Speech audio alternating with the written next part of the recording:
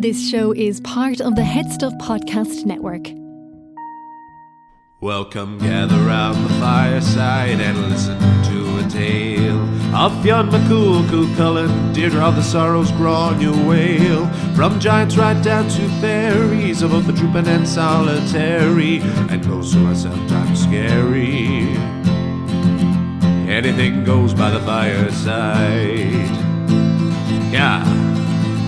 Fireside, the Puka Fireside, the Marrow Fireside. Kings and queens fighting heroes, don't you run from the fun, there's no need to hide. Sit by the fireside.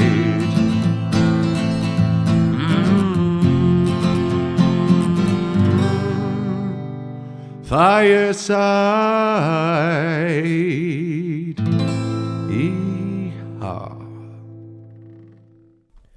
Hello and welcome to Fireside, the Irish storytelling podcast. Each episode of Fireside, we take a story from folklore or mythology, we retell it, have a chat about the tale itself, and about the craft, the culture, and the history of storytelling.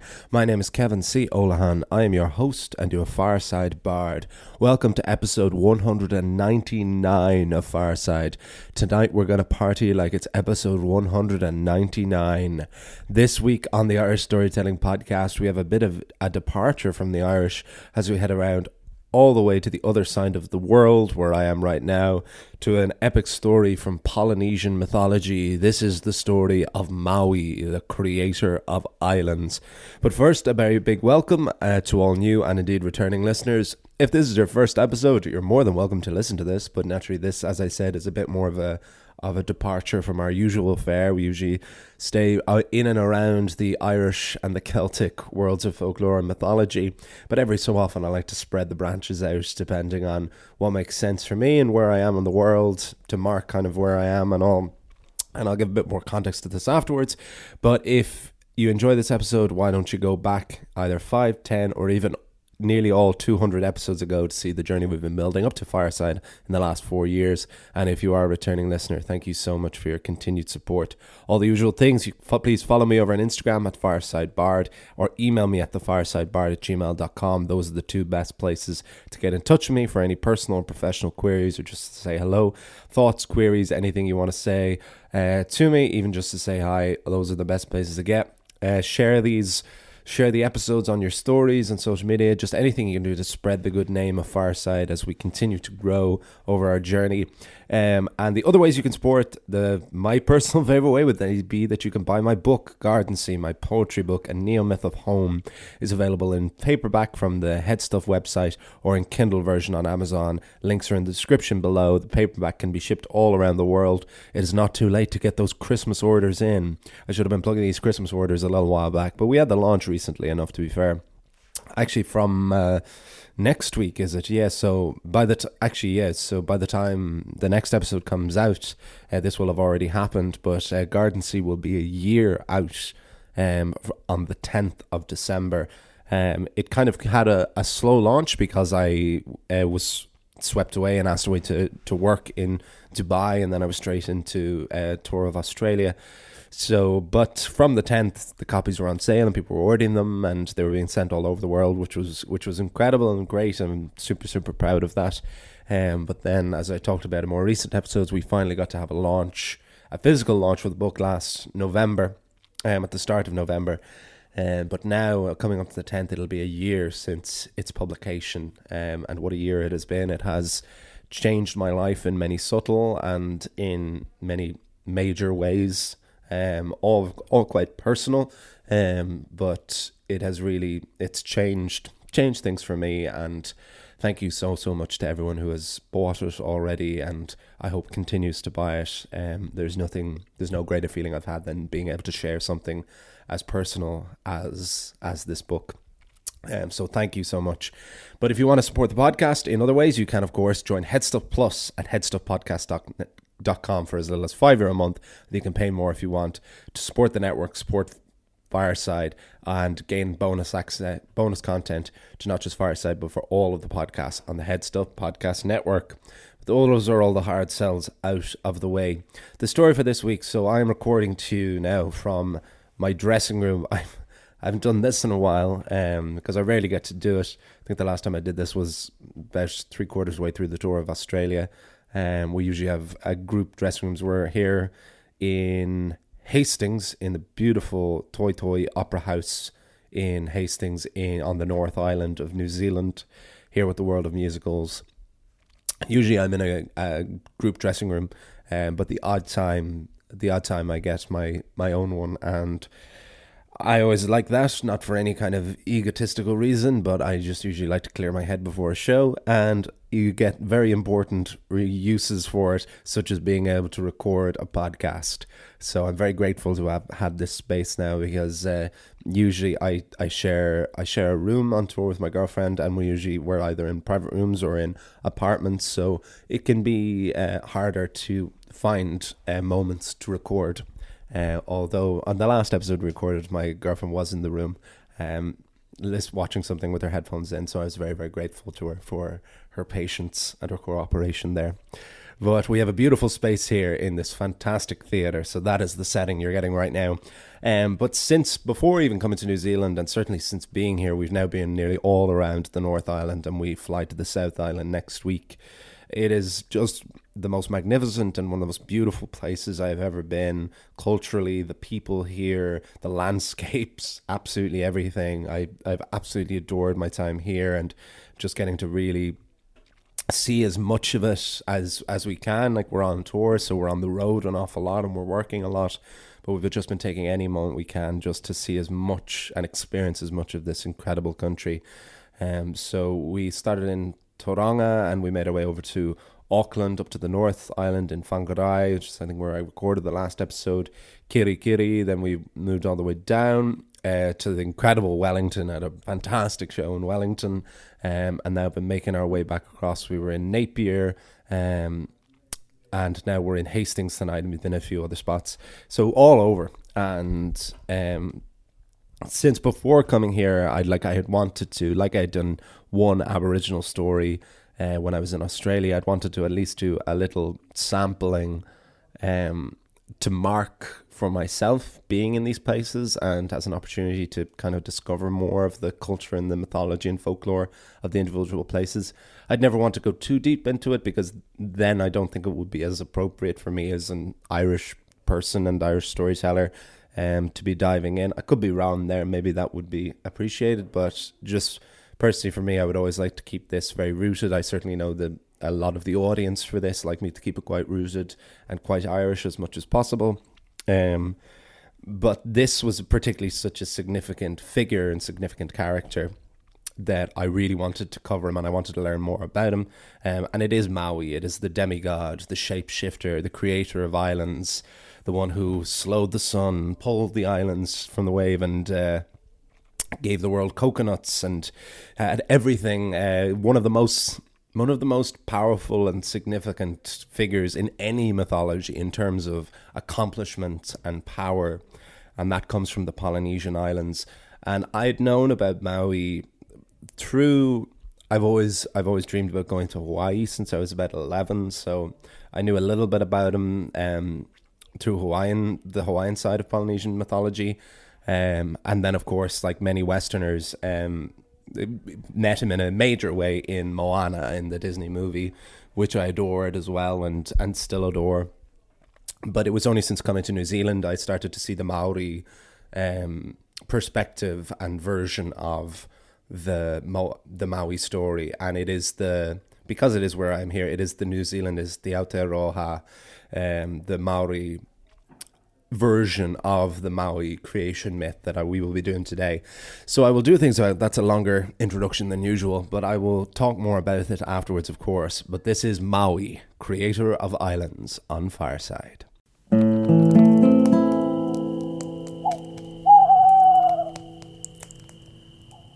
Maui, creator of islands. The Tuatha, the ancient Celtic gods, did not create the world.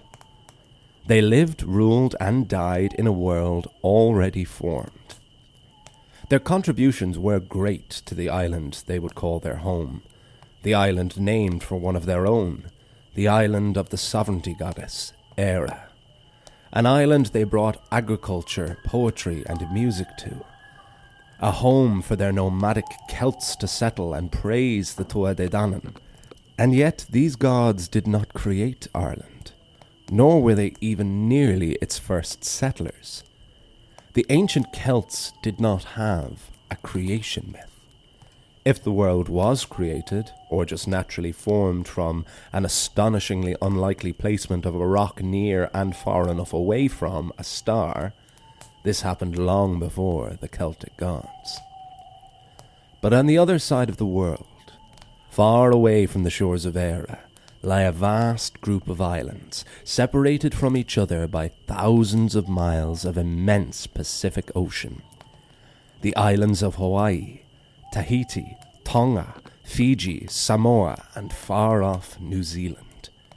There, people know a different story. A story of a man, a demi-god, to which we mere mortals owe just about everything. Like the sky he lifted and the sun he slowed, no name rises more than Maui. The greatest of heroes was born in the Pacific, premature. His mother, Hina, was a goddess of the night, and Maui was her fourth son. Because he was born before his time, it was highly unlikely that this underdeveloped baby would survive. So his distant, deified mother cut a lock of her hair, wrapped it around Maui, and cast him from a cliff into the fathomless depths of the ocean. But the ocean had another plan. The baby was saved in a rare kind act by a jellyfish, who wrapped Maui up and gestated him to full term. Then he was carried to the seafloor, to the home of the gods. Here he felt the warmth of fire and of the potential of dry land. The gods had saved Maui for a reason. They had high expectations for this child. When he was old enough to walk, Maui was returned to land and found his home. He snuck into his family shack and met his 3 older brothers for the very first time. Their mother came home and did not believe this strange sea-soaked urchin was one of her own. That was until she saw what tied up Maui's topknot. It was the same lock of her own hair. The child she had left for dead had refused to die and had returned home. This prodigal son would immediately become his mother's favourite. Maui was delighted, but his brothers were not. Not until the eldest said, "Never mind, let him be our dear brother. In the days of peace, remember the proverb. When you are on friendly terms, settle your disputes in a friendly way. When you are at war, you must redress your injuries by violence. It is better for us, brothers, to be kind to other people. These are the ways by which men gain influence, by laboring for the abundance of food to feed others, by collecting property to give to others, and by similar means by which you promote the good of others." Maui grew into an intelligent, precocious child, and soon discovered it was deep in his nature to be a trickster. Like Loki to the Norse, Anansi to the West Africans, or Angus Og to the Irish, Maui was the trickster god. When playing hide-and-seek with his brothers, Maui hid under a pile of sticks. After hours and hours, no one could find his hiding place. Even Maui was surprised. But that was the day he realized how special he was. For Maui was a shapeshifter. He had transformed himself into an insect, making the seek aspect of hide-and-seek almost impossible. Hina was a goddess of the night, and her nights were spent with her children. But every morning before her sons could wake, Hina would return to her other home in the underworld. Maui asked his mother where she went every morning, but his mother refused to tell him. So Maui determined to find out. As his mother and brothers slept, Maui covered up every crack and hole in their hut to block out any potential drop of the morning sun. Because of this, Hina did not wake with the dawn, and when she finally did, she cried in a panic at having been tricked by her youngest son. She hastily left the hut, and Maui watched as his mother lifted up a patch of grass, revealing a trap door. This was the passage to the underworld. Maui followed his mother, but not in his own form. He transformed into a kiruru bird, a native pigeon, and descended into the underworld. There, Maui found all of his ancestors dancing beneath a sacred tree. The pigeon-formed Maui landed on a branch and began dropping berries down upon the gods. The gods answered with stones. Maui dodged each projectile until he recognized someone he had never met, his own father, Akalana. Maui allowed his father to strike him with a rock, and he fell to the earth. The gods were astonished to discover the bird had transformed into a young boy. The child was brought to a sacred river to become deified. But in the haste of Maui's father to perform the ritual, several rites and passages were omitted. This angered the gods, and Maui did not join their ranks. Instead, he would be a demi-god, supernatural and powerful, but, like all men, doomed to die. But mortality is also a gift, and Maui would use his gift to benefit us all. And he would start with fishing. Maui had a great mind, but he was a weak fisherman. His brothers far excelled him at this craft. This was the time before mortals had fire. Maui himself would later do something about that. But because of this lack of flame, Maui did not know the joys of cooking. He survived mostly on uncooked berries, grain, and nuts. But in the reefs of the ocean, there lay a bounty of fish, and Maui longed to taste them. So the young brother would go on voyages with his 3 elder brothers in their long waka canoe. Maui was not a skilled fisherman, but he was still more clever than his brothers. So each of the others would catch fish, and the trickster Maui would tangle their lines together, and when no one was looking, would snatch the fish for his own.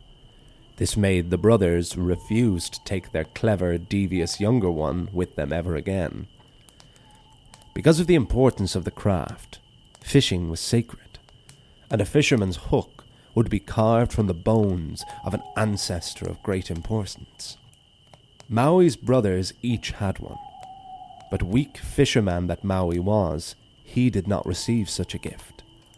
But Maui's brothers did not have the gifts that Maui had, and Maui descended back into the underworld, where he met an ancestor, half of whose face was alive and half was dried bone.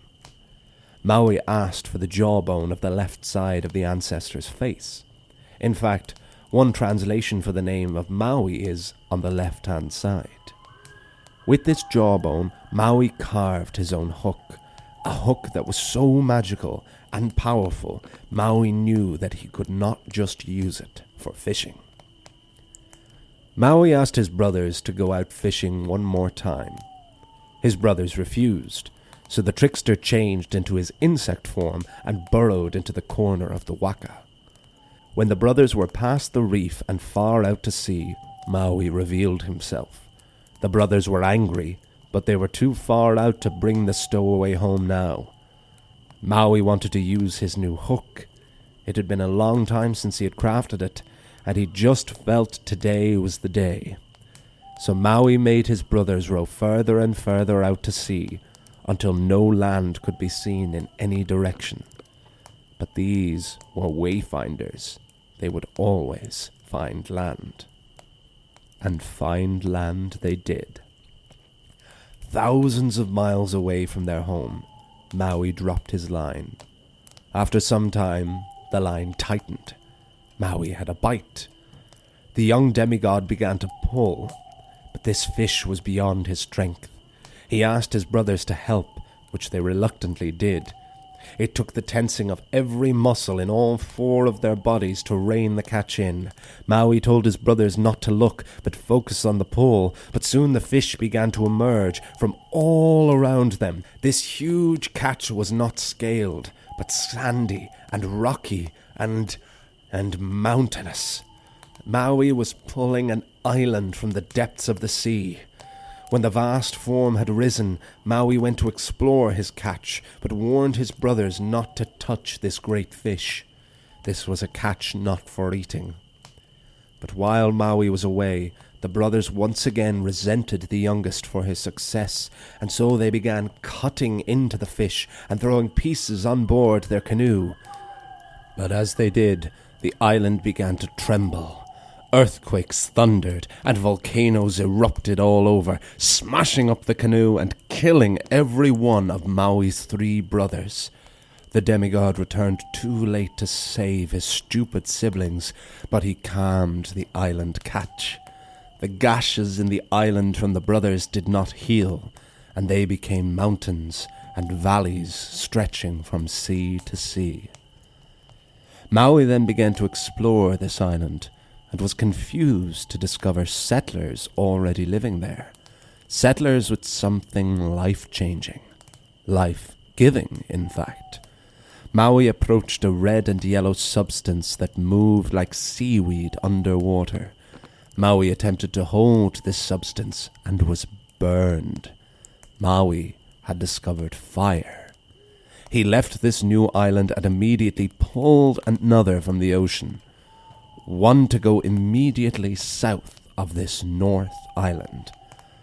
Maui brought the gift of fire to the South Island, and these 2 new worlds would later be called the Land of the Long Cloud, or Aotearoa, the country we now know as New Zealand. And when Captain James Cook first arrived to these islands and asked what the land was called, the people told him the North Island was Te Ika a Maui, or Maui's Great Fish, and some say the South Island is Te Waka a Maui, or Maui's Canoe. But that's just the New Zealand story. All the Polynesian islands have their own Maui creation myths and legends, of his lifting of the sky, his discovery of fire, his slowing of the sun, and who knows, maybe Maui, demi-god and creator of islands, travelled far to the other side of the world and pulled a small island up in the northwest Atlantic Ocean, a land to be settled by the Tua de Danann. The end. E nei hoki maira ka mate ahau i te aroha e.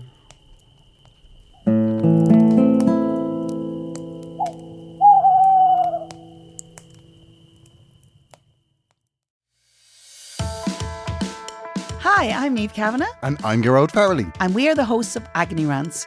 We have been friends for a long time, and on Agony Rants, we do what we've always done. Talk about people behind their backs and make suggestions on how they can improve their lives. No, we cheer them up on Monday morning and help them with their problems. By meddling in areas in which we are dangerously unqualified. Why don't you join us each week for a new episode? You'll find us wherever you do your listening with special bonus content for subscribers on headstuffpodcasts.com. Agony Rants, out now on the Headstuff Podcast Network. And that is the tale of Maui, creator of islands, on Fireside. And I hope you all enjoyed that. That recording had to be interrupted a couple of times. I'm hoping will be unnoticeable in the edit. If not, I will have to re-record the entire story. A fire alarm went off at one point, and then I got called away to do sound check for the show. Which is in about 45 minutes. I've warm up in 15 minutes. I'll be well done by then. So hopefully the edit will be clean on that. I'll be interested to see when I'm listening if I can tell the difference between vocally before and after I did the sound check, because we ran Jersey Boys, so we were singing Frankie Valli and the Four Seasons, which is quite a tough one for sound check twice through. but yes, this story, because we don't have a huge amount of time, this was so much fun to do. Of course, it's always incredibly interesting when you're so used to working within one culture's mythology to go to a totally different one and see the differences and the similarities. But as I said briefly at the beginning, yes, this Maui kind of has greater accomplishments than pretty much any other figure in any culture's mythology, especially for someone who is half mortal, someone who died. Because like even the Greek gods, in their mythos, in their story of how the cosmos was created, creating the planets and the skies and creating the seas and fire and everything, like those are all kind of the individual tasks of respective gods, and none of the Celtic gods really did anything on that kind of scale. That's almost the thing I've always liked about Celtic mythology, is that the world just existed to them, and that they, if there was a part to play in the creation of that world, they didn't believe they had any part of that. I always liked the humility of that. But Maui did just about everything, literally pulling the islands from the sea and bringing fire to man. And yes, he later uses his fish hook to lasso the sun and to slow it, to give it its slower rotation and give us the 24 hours. And there's countless other tales. Like, I'd highly recommend, I'll leave the link in the description to the book that I used for this, the main source. I used a few online sources as well, but there was a book I discovered. It actually came from a treasury of sea tales, and I forget the name of the book. I'll put the link in the description below. That I pulled a lot of the sea stories that I'd done when I was covering Grania Whale, doing Grace O'Malley last year, and I was doing some aquatic and marine tales such as the Celtic Atlantis, the Lost City of Ys, and stories like that all came from that book, that treasury of sea folklore. There was a story about Maui in that. There was this story about Maui in that, actually, and that was the first time I discovered the New Zealand connection and the New Zealand version of that creation myth. So it's been really planted since then, so it's really nice to come back around. But I'll put the link to the other book specifically on Polynesian mythology and Maui tales. That is incidentally that the only verbatim part in my story here is that speech that Maui's eldest brother, all three of Maui's brothers are also called Maui, but just for the sake of clarity I didn't include that part in the main tale. When he says, "Never mind, let him be our dear brother. In the days of peace, remember the proverb. When you are on friendly terms, settle your disputes in a friendly way. When you are at war, you must redress your inquiries by violence," and all of that. That's all verbatim from Polynesian mythology, because I just thought it was a really fascinating speech, particularly this kind of lesson that these are the way that are ways for people to become that kindness is how you gain influence. I love that, naturally. Who wouldn't like that as a moral?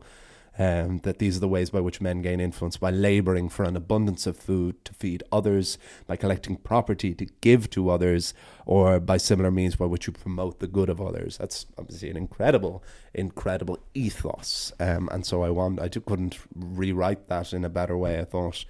So I wanted to keep that verbatim. And yes, naturally, the story I was interested in was the island creation myth. Because I was specifically the creation of New Zealand, that version of it. And also it tied nicely in with me coming from an island nation as well. It was nice to be able to start in Ireland and route back around to make it just feel like it exists in the same world, which of course it does exist on the same world, but in this same mythological world where you could imagine the Tuatha and Maui meeting in a sense. That's always what I like. I like those kind of connections.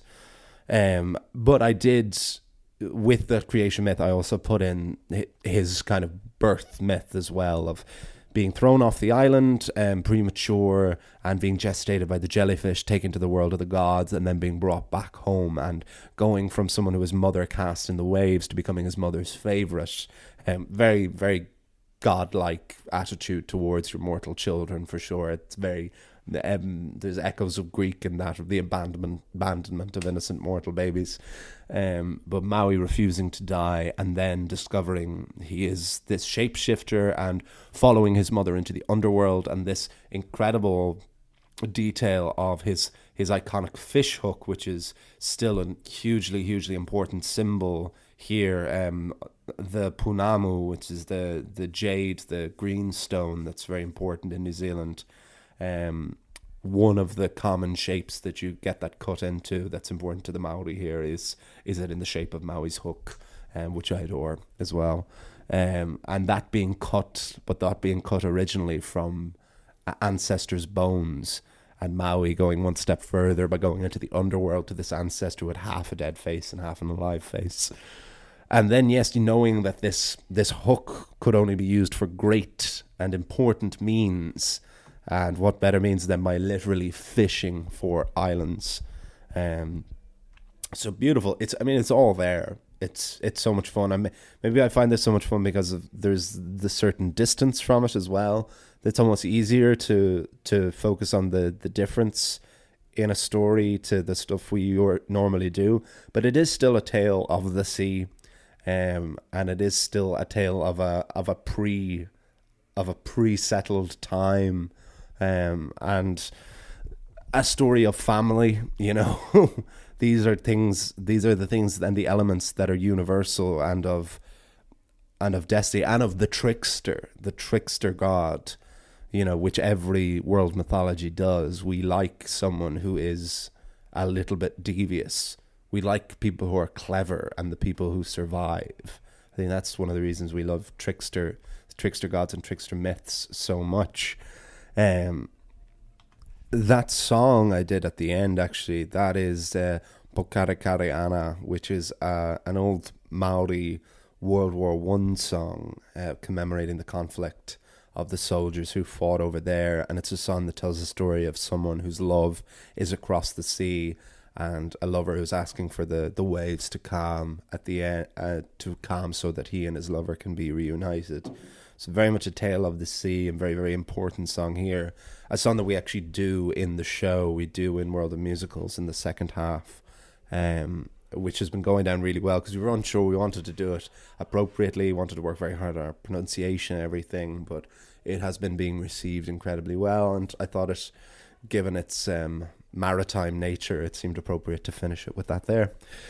But I will wrap things up now. Here I will go warm up and shower and put on my makeup and do all that kind of stuff, and then do the show this evening. But I hope you all enjoyed this tale. It was very, very special to get to do something like this, especially while being here. As always, let me know your thoughts, especially if I have any Polynesian listeners out there, either in New Zealand or anywhere across the islands. Please let me know. Hope you enjoyed it. Hope everybody enjoyed it. Let me know your thoughts regardless. Next week is the 200th episode of Fireside. Four very long, happy years. Still 200 episodes. And we have something very special planned. We are going back in to our cattle raids. We have the Tawnbo Frek next week. We have the cattle raid of Frek. The Tawnbo Kuna, the cattle raid of Cooley, is the great epic of Irish mythology, but there are many other Tawns, and one of the most significant other ones is Tawnbo Frek. So we're about to dive back into a whole new cycle of Ulster tales that all were used in and around and to build up and to enter and exit the Tawn. I'm very, very excited. It's been incredible to be back with characters such as Queen Maeve and Cuchulainn and all. It seemed very, very appropriate for the 200th episode and going forward. Very excited to share with you, particularly this episode. This one was a huge, and it'll be a very special one. So hope you all look forward to that. I will see you all the usual ways. Follow me over on Instagram at FiresideBard. Share this on your story. Email me at thefiresidebard@gmail.com. Buy garden seed. Get your orders in for Christmas while you still can. We can ship anywhere around the world, or you can get it instantly in Kindle version. I'm going to see you all. You can also support Headstuff Plus at headstuffpodcast.com. All the links are in the description below. I'll see you all. You'll hear me all next time. And remember, wherever you are and wherever you go, you can always join me by the fireside.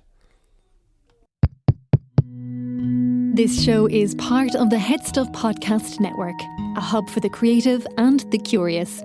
Shows are produced in association with Headstuff and the Podcast Studios Dublin. Find out more or become a member at headstuffpodcasts.com.